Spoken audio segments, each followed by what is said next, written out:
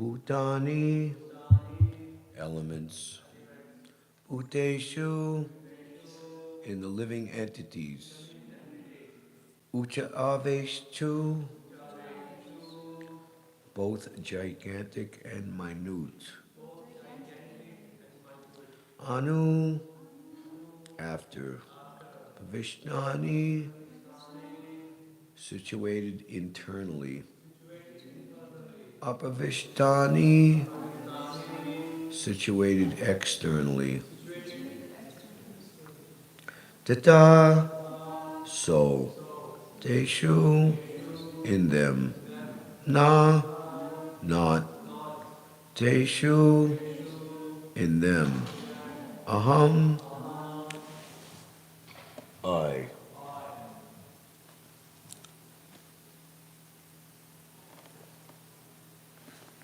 Translation.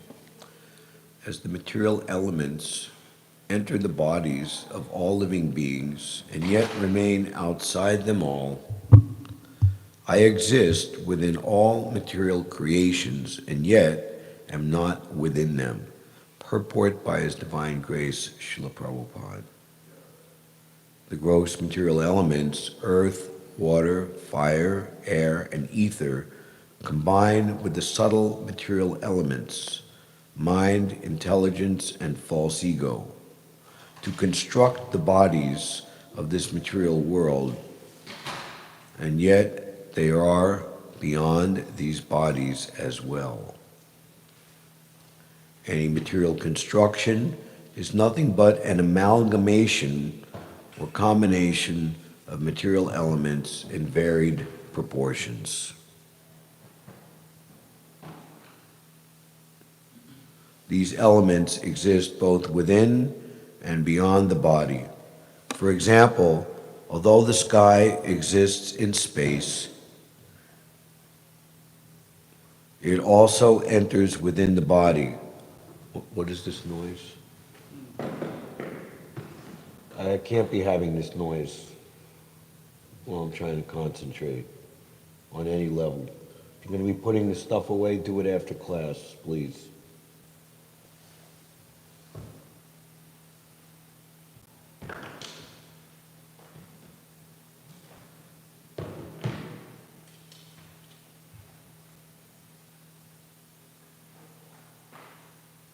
I can't have this.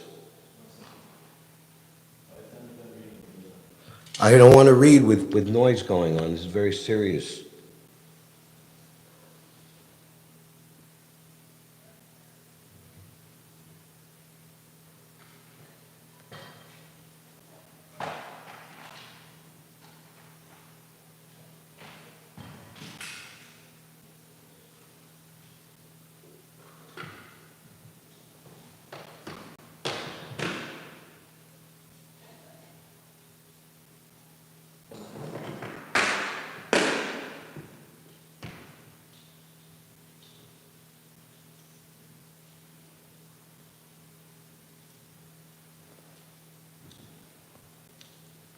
These elements exist both within and beyond the body. For example, although the sky exists in space, it also enters within the body. Similarly, the Supreme Lord, who is the cause of the material energy, lives within the material world as well as beyond it.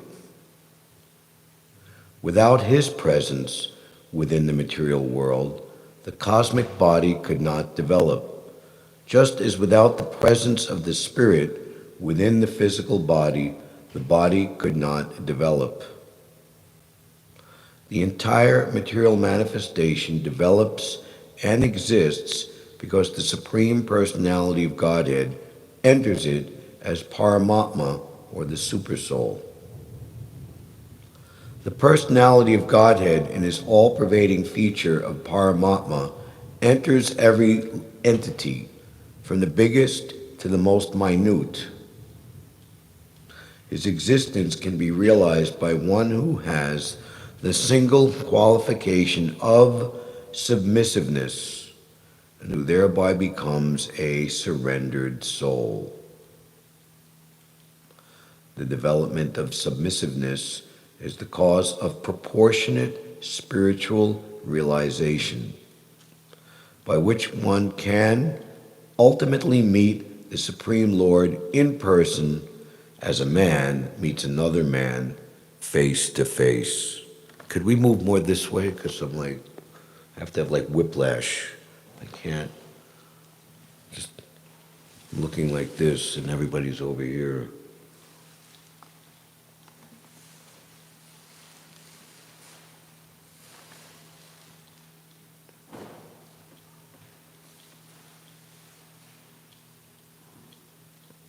As a man meets another man face to face.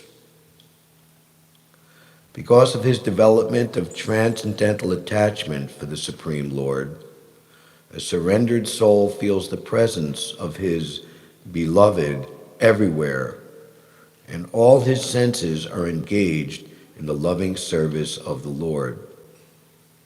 His eyes are engaged in seeing the beautiful couple, Sri Radha and Krishna, sitting on a decorated throne beneath the desire tree in the transcendental land of Vrindavan. His nose is engaged in smelling the spiritual aroma of the lotus feet of the Lord. Similarly, his ears are engaged in hearing messages from Vaikuntha, and his hands embrace the lotus feet of the Lord and his associates. Thus, the Lord is manifested to a pure devotee from within and without. This is one of the mysteries of the devotional relationship in which a devotee and the Lord are bound by a tie of spontaneous love. To achieve this love should be the goal of life for every living being. Om Jnana-timirandasya Jananjana Shalakaya Chakshur Umlitam Dena Tasmai Shri Gurave Namaha Shri Caitanya Manobishtam Stapitam Yena Bhutale Svayam Rupa Kadamayam Tadati Svapadantikam Vandeham Shri Guru Shriyuta Padakamalam Shri Gurun Vaishnavamscha Shri Rupam Sagrajatam Sahagana Raghunatan Vinam Tham Sajivam Sadvaitam Savdutam Parijana Sahitam Shri Krishna Chaitanya Devam Shri Radha Krishna Padan Sahagana Lalita Shri Vishakavitamscha. Hey Krishna Karuna Sindhu Dinabandho Jagatpate Gopisha Gopika Kanta Radha Kanta Namostute. Jayatam Surato Pangur Mama Manda Matergati Matsarvasva Padambo Jo Radha Madana Mohano Dibyad Bindaranya Kalpadrumada Srimad Ratnagara Singhasanasto Srimad Radha Shilagovinda Devo Prastalabi Sevyamano Smarami Sriman Rasa Rasarambi Bamsi Bhatatasti Taha Karshan Venus Vanar Gopir Gopinatha Shriye Stuna Saptakanchana Gaurangi Radhe Vrindavaneshwari Vrishabhanu Sute Devi Pranamami Hari Priye Vanchakalpatarubhyascha Kripa Sindhubhya Evacha Titanam Bhavanebhyo Vaishnavebhyo Namo Namaha. Jaya Shri Krishna Chaitanya Prabhu Nityananda Shri Advaita Gadadhar Shivasadi Gaura Bhakta Vrinda. Hare Krishna Krishna Krishna Hare Hare Hare Rāma Rama Rama Hare Hare. The Sri Caitanya-caritāmṛta, as Prabhupada in his own words said, is the postgraduate study even to the Srimad Bhagavatam.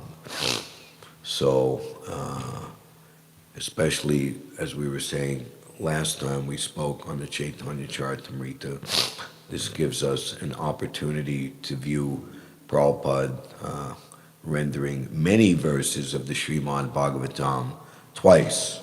Of course, once in his own rendering of Srimad Bhagavatam, and now again, or even before, he wrote the Srimad Bhagavatam. It's first compiled here in Sri Caitanya-caritāmṛta. And because the ultimate understanding of Srimad Bhagavatam is to understand Krishna and his abode and his associates and his devotees, and the pastimes of Chaitanya Mahaprabhu are likened unto an opus or encore to the main performance. We hear Krishna's thinking coming in the 4th chapter, how even he came as Krishna, but still only a few could understand, and he wishes to benedict the entire world with love of Godhead. And this Braja Prema, love of the residents of Vrindavan, Narottam Das Thakur says, the love the residents of Vrindavan have for Krishna is the true reality and the perfect explanation of the absolute truth. And for Krishna personally, and especially, and particularly, the feelings of separation by his devotees, headed by and led by his internal Swarup Shakti, his beloved Srimati Radharani. I offer my obeisances unto your most beloved Srimati Radharani and to your unlimited pastimes. We will be saying this every day during this month. The prayers of Satyabrata Muni, spoken many, many years ago, which are eternal prayers, which attract the attention of Lord Krishna, because we're all meant to serve the interests of Shri Shri Radha and Krishna. And we see how Prabhupada wrote in the 2nd canto. We will look at it momentarily on this verse. But here, after just one purport describing the technicalities of the material nature and the spiritual manifestation of the spiritual living entity entering into the material elements, or the material elements covering the spiritual entity. This is very important knowledge to be established to convince empiric-minded materialists and so-called scientists of the validity of Krishna as God. One time, someone was trying to ask questions of Krishna that Prabhupada saw were way beyond this person's eligibility to understand. Said, well, Krishna is very, very far away, but first you have to understand that there is God.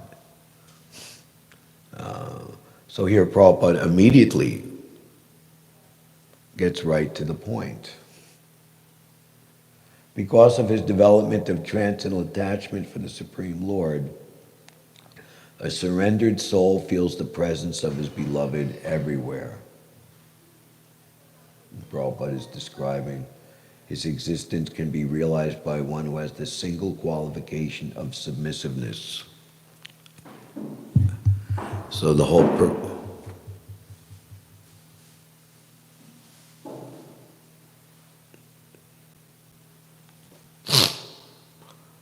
purpose of Bhagavad Gita was to convince Arjuna, although he had so many good arguments why he should not fight, which would be praised by mundane moralists and all good people of this world. Krishna just dismissed all those arguments, condemning the arguments, and Arjuna himself for so-calledly believing or putting his heart into these arguments, as one who is not civilized, a non-Aryan, as a fool, while speaking learned words, you are speaking, you mourn for that which is not worthy of grief. The wise lament neither for the living nor the dead. So ultimately, Arjuna said, yes, I am convinced. I am prepared to act according to your instructions. And what did he say? Was the reason? Because my illusion is now gone. The living entity in the pure state, living entities in their pure state are called devotees. When someone declares himself to be a non-devotee or an atheist, or even worse, an enemy of the Supreme Lord,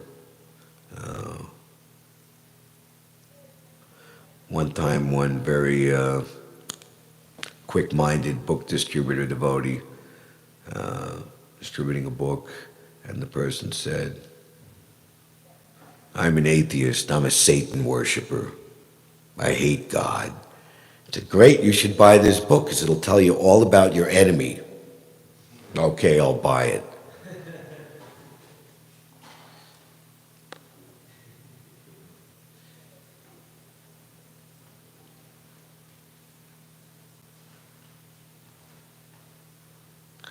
When one declares himself such, it is understood that such a person is not in a sane condition of life.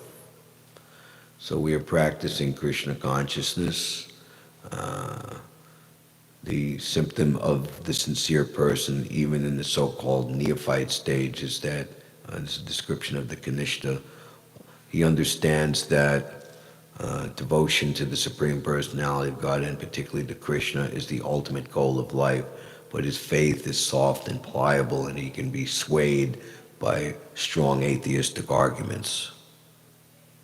But because he knows that devotional service is the right thing, he will not be deviated. And if he keeps good association of those whose faith is stronger, most readily available is the Madhyam association of the Madhyamadikari. And Madhyamadikari is established by engaging in the missionary work of the Uttamadikari, of preaching and spreading pure devotional service all over the world and ultimately all over the universe.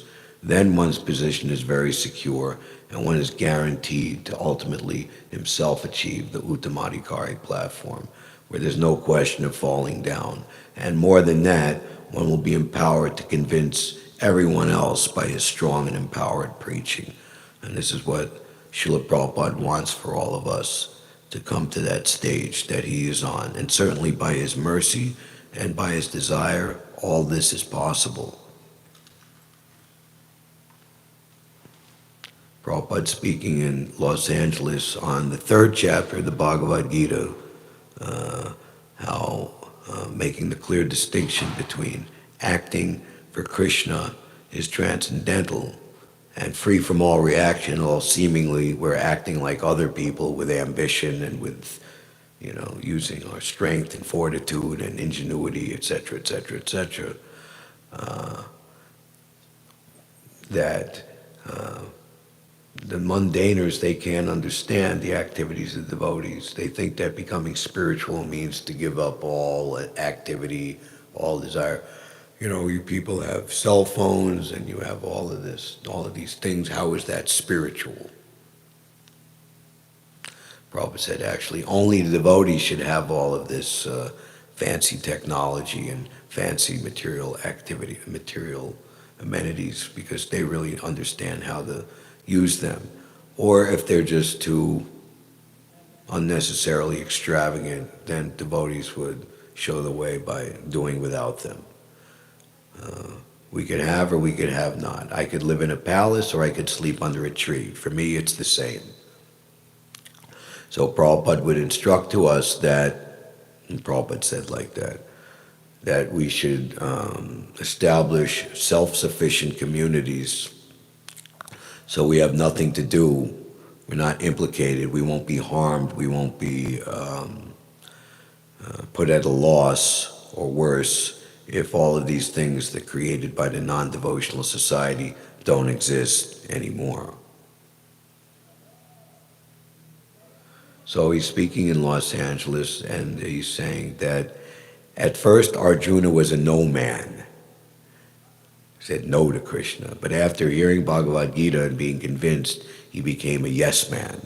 So we use that word derogatorily. He's just a yes man, like a bootlicking sycophant, just ambitious to get some position, and he'll kiss the bosses, and just make believe that but he just wants to Like Prabhupada was in Japan, and there was a high-level meeting of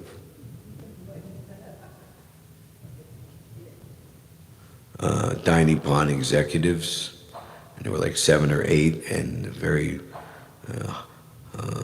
hierarchical Japanese protocol that each man introduced himself, the highest down to the lowest, and their cards were on the table. And finally, the lowest man was delegated to bring Prabhupada and his servant back to their hotel. So Prabhupada dealing with such people, with reporters or any type of people like that, wouldn't deal with them in their so-called official position or their identity. Jai Shri Shri Radha. The installed picture of Damodar Yashoda for the month is now there. But he would treat them as individual spirit souls, candidates for devotional service.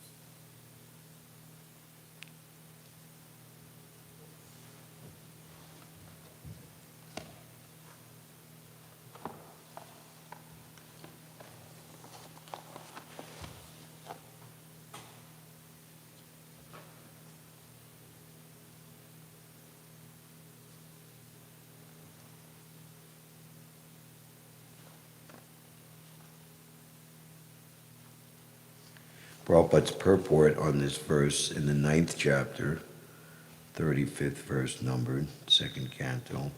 The great elements of material creation, namely earth, water, fire, air, and ether, all enter the bodies of all manifested entities.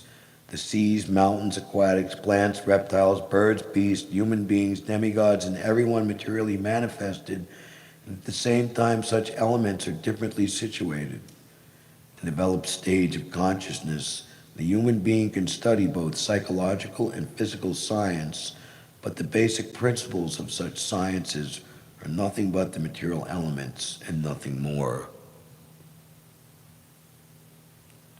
The body of the human being and the body of the mountain, as also the bodies of the demigods, including Brahma, are all of the same ingredients, earth, water, etc., and at the same time the elements are beyond the body. The elements are created first, and therefore they enter into the bodily construction later, but in both circumstances they entered the cosmos and also did not enter. Similarly, the Supreme Lord, by his different energies, namely the internal and external, is within everything in the manifested cosmos, and at the same time he is outside of everything, situated in the kingdom of God, Vaikuntha, as described before. So it's interesting to note that Srila Prabhupada was writing these purports to the 2nd canto at the beginning of ISKCON.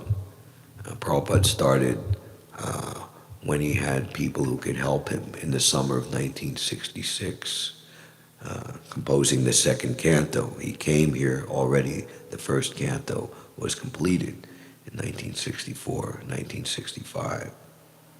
So Prabhupada speaking in 1966, and unfortunately there's only a few recordings surviving of 1967.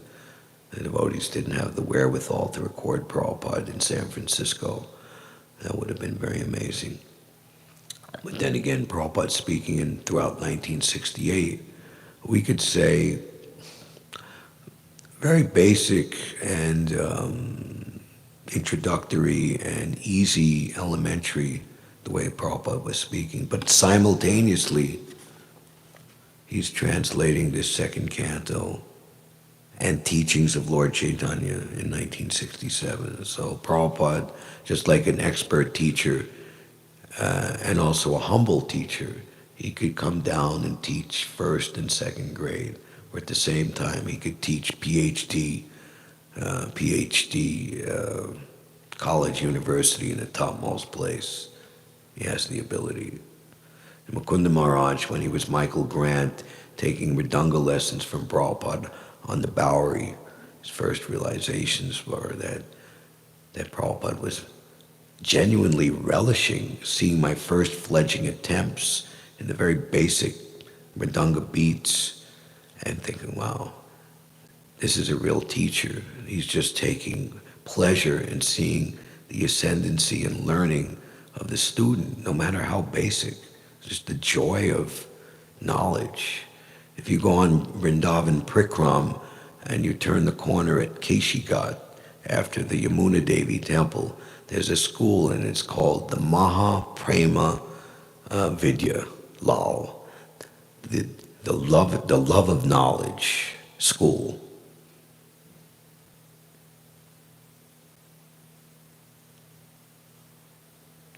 And Prabhupada was very multi-tiered and variegated.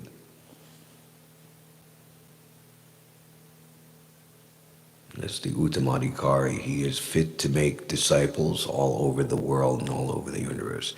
How many different kinds of people are there?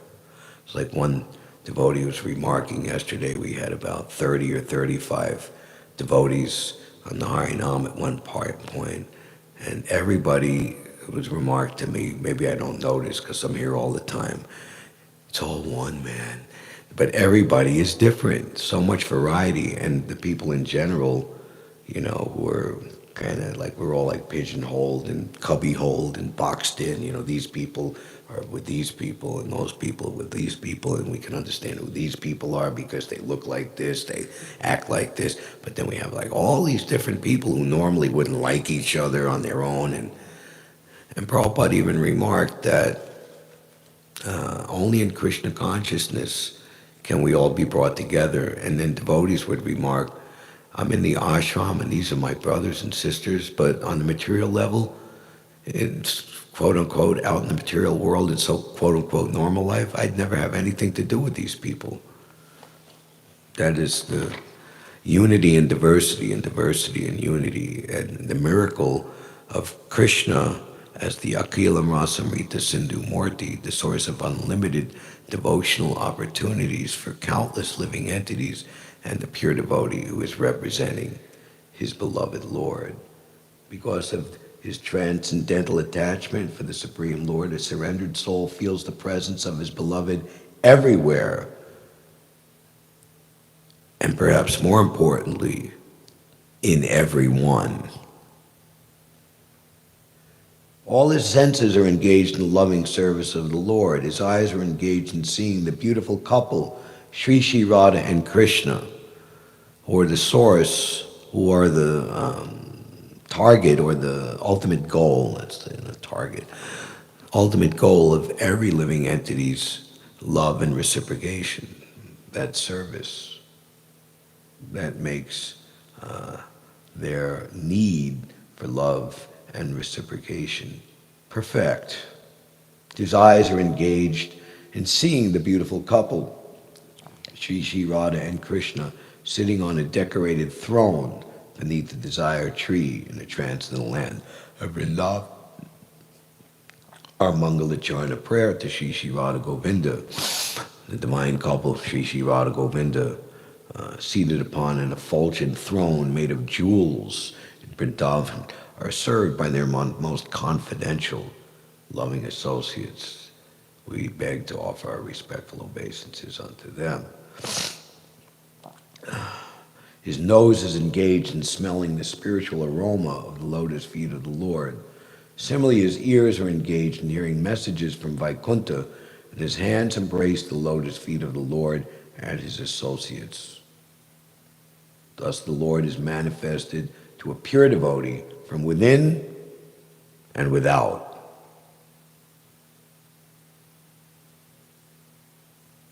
Prabhupada says in one place, just strive to develop one's love of Godhead, and that will solve all contending problems, meaning that knowledge and renunciation are not independent or needed to be cultivated independently, but they're automatic, proportionate, byproducts of love of Godhead.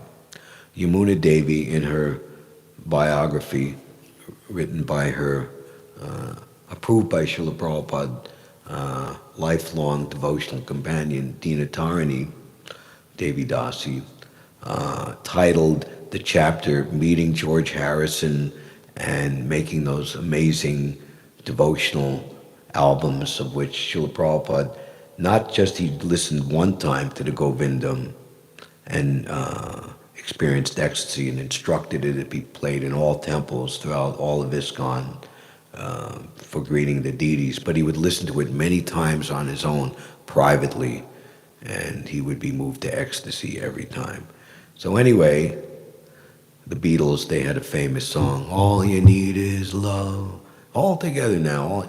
So that the chapter was titled, "All You Need Is Love of Godhead."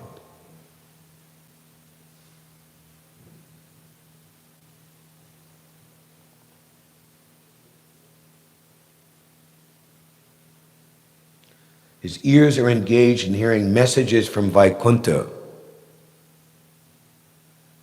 So, transcendental literature, Prabhupada said, it is like a sweet ball.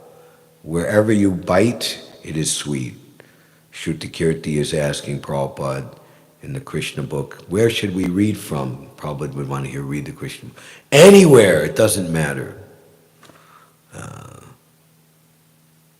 The Sahajiya thinks we must immediately or only hear about Radha and Krishna's conjugal dalliances and amorous loving affairs in Vrindavan, and they have nothing to do with Krishna's fighting with the demons.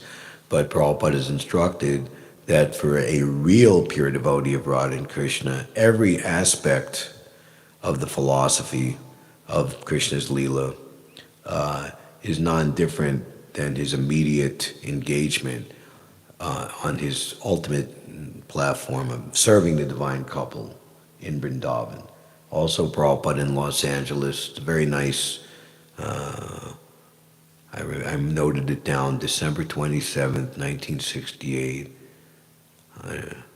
Which verse and what's the title? But Prabhupada is saying, at one point I noted the minute within the lecture, that Krishna is all-pervasive. Therefore, devotional service to Krishna at any place, as Krishna is only and always in Vrindavan. So when you are performing devotional service, you are in Vrindavan and nowhere else. Heaven and hell are the same for a devotee. So here I am in Los Angeles, this great, great city. But I am not in Los Angeles, nor in New York. I am with Krishna, and I'm always in Vrindavan.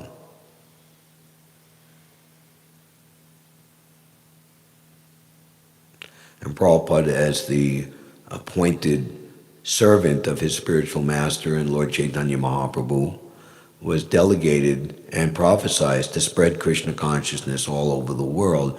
So Srila Prabhupada, is particularly exemplary in showing this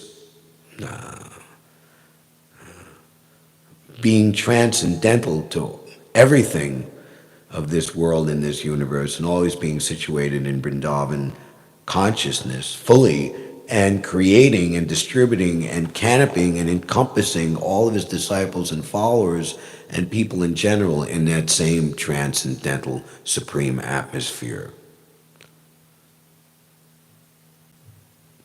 When Prabhupada went back to India to recover his health from the health crisis, heart attack that he had here in New York on Memorial Day, May 1967, he left on the 9th of July, and the Ayurvedic medicine and the Vrindavan summer, 110 degrees, and Prabhupada immediately felt all braced up, ready to come back. And there was some delay, this and that. He would have probably come back just after 3 months, but anyway, didn't come back till December. So devotees are writing all these loving letters, we miss you, we need you, we want you. And Prabhupada is reciprocating, yes, I miss you all very much, my American boys and girls. I cannot forget you and my missionary activities. Just keep the ball rolling as it is set. And even in his absence, temples were being offered. He sent Satsvarup Maharaj, wasn't a Maharaj at the time, to Boston, establishing the temple there. Very, very important place because probably, at least for the North America, it's the #1 college and university town in the whole North America. And Prabhupada said there is because of this, there are so many young people. The young people are the hope of your country. So if you can establish a nice center there and attract the young students there, then this will help the foretelling of Lord Chaitanya that his movement will scatter all over the world. Try for this and your life will be a successful mission. Los Angeles was begun in Prabhupada's absence. Santa Fe, Seattle, Buffalo, many places. So Prabhupada during this time, he said, Vrindavan is sentiment only, but our real field work is all over the world. Someone like Srila Prabhupada can say like that because the position that he's on. Yet at the same time, Prabhupada knew that to create a temple in Vrindavan, the Krishna Balaram Mandir, was so important for devotees around the world to visit, because invariably in the practicing stage, one will become worn down or affected adversely by the mundane association of the people not engaged in devotional service in these Western mode of material nature cities and countries. Yet, as one becomes more and more adept and advanced in preaching and the missionary activities, then the opposite tends to take effect, that one feels much more ecstatic and constantly engaged in distributing. For one who is actually advanced in devotional service, meeting those who are not engaged in devotional service is not a disadvantage. Quite to the contrary, it's an advantage, because by his association, he gives those persons the chance to become devotees of the Lord one day. Thus the Lord is manifested to a pure devotee from within and without. This is one of the mysteries of the devotional relationship, in which a devotee and the Lord are bound by a tie of spontaneous love. Spontaneous love means there's no need for any jnana or logical argument or reason. It just is, just spontaneous love. And that's being offered to us by making preaching and distributing Krishna consciousness our life and soul. At the beginning of the 7th chapter, let's see if it's here in the original printing. No, it's in the second printing, but we'll quote it by memory as best we can in the 15th through 17th chapters of the 7th canto. Only with his most confidential associates, the internal devotees of the Lord, ultimately those who are the worshippers of Radha and Krishna, does the Lord advent to propagate this Sankirtan movement, and only with them does he taste this topmost love of Godhead, and only with them does he distribute this prema to the people in general.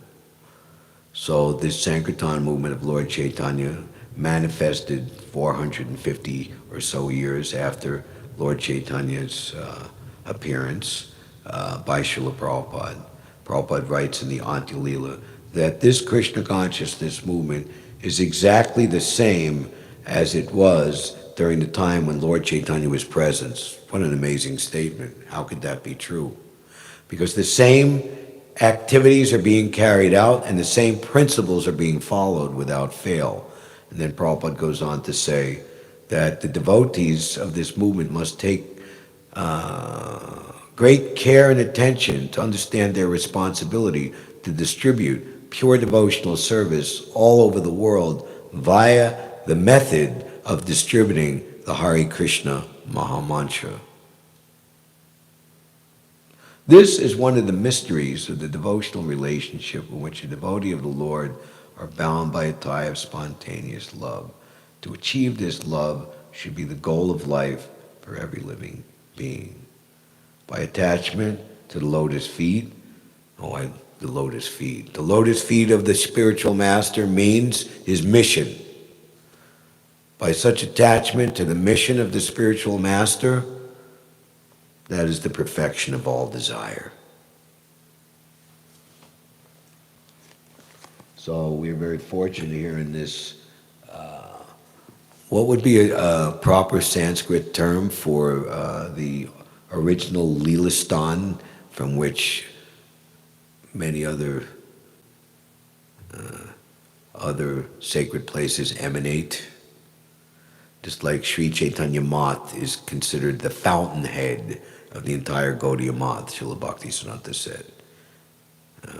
So this New York, and we still have in our renting possession the original incorporated storefront, very humble and small. When Tosan Krishna, he got the permit, the miraculous story, to have Rath Yatra, 1976, a previous mayor in the 1960s said, no more parades on Fifth Avenue. So, by very great transcendental intelligence, intense desire, and maybe a little transcendental trick or treat, he got the permit. And then, like, the final police official who signed the permit said, I don't know why I'm signing this. It's like his hand was just signing the paper and he didn't, I can't believe it. And then Prabhupada, because he knows how tough New York City law is, how did you get the permit? Well, Prabhupada, on the application it said, description of the parade, and I simply wrote 3 hand-pulled carts. And Prabhupada just laughed and said, yes, that is our line, just like Lord Vamanadev. I only want 3 paces of land to the measurement of my steps. Seems very small and unassuming. So from 26 Second Avenue, they made a t-shirt, maybe they should reprint it, 26 Second Avenue, where it all began. And Srila Satsvarupa Maharaj writes in the Ādi-līlā, it wasn't just a impoverished bare storefront, a former curiosity shop. It was a transcendental haven for which humanity at large could take shelter. It was a base for which an army of devotees could issue forth and chant the holy names of God in all the streets and all the cities of the world. Small, bare, and impoverished as it was where ISKCON has begun. So, is a very great wellspring of transcendental opportunity, and still to this day it remains one of the important, if not the most premier city in the world, very much desirable for people who consider themselves cool or desiring some type of opulence or beauty or reputation or fame in this world to situate themselves here. And so Prabhupada says that Krishna consciousness is the greatest idea in the world, and New York City is the greatest city in the world, so that they should come together. So therefore I thought, if I can do anything at all, let me try for it in New York. And now Krishna's miracle has come true. And of course, some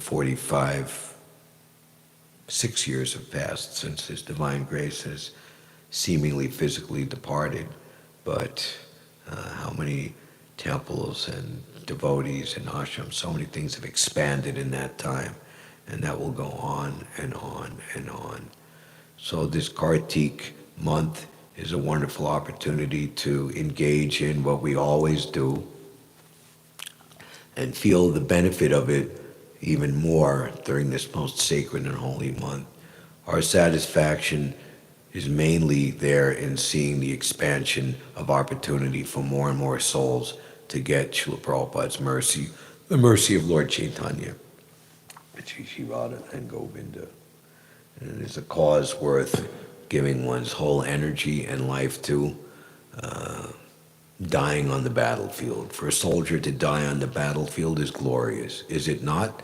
And Prabhupada's last words here in New York City, before being driven to the airport in July 1976. I have prayed for the benediction from Krishna, just like Arjuna, that I can fight up to my last breath. Hare Krishna. Thank you all very much. Shri Caitanya-caritāmṛta ki jai. Shri Radha Govinda ki jai. Srila Prabhupada ki jai. Or Premanandi Hari Bol.